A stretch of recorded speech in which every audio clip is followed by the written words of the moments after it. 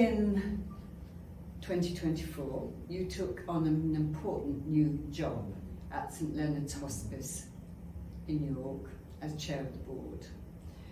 How did you prepare for that job? What did you do, and did it work?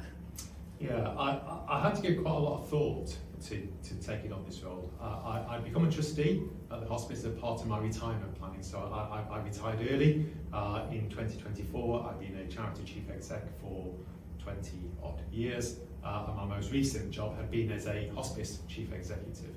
So I knew that I had some skills and some knowledge that could be useful for a little while, but having worked as a trustee, worked on the other side of the board table, I know that there's a fine balance that has to be set between being an operational lead and being a trustee, even more so as chair of trustees.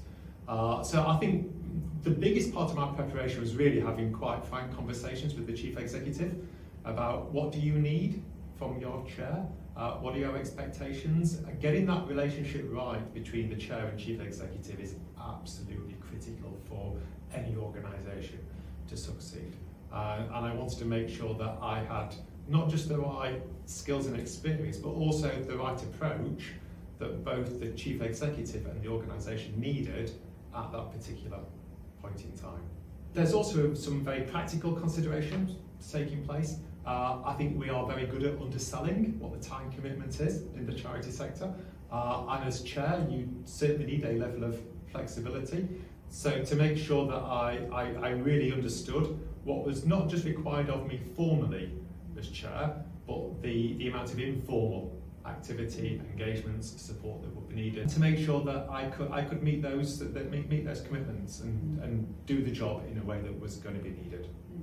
Was there something there about being mutually clear about the time expectations? Yeah, absolutely. I mean, in many ways, I think going into a chair job, going into a trustee job, it's like going into any job, whether it be a paid role or a volunteer role. Both sides need to understand what's expected of them, what's available to them, and what the boundaries are around that work.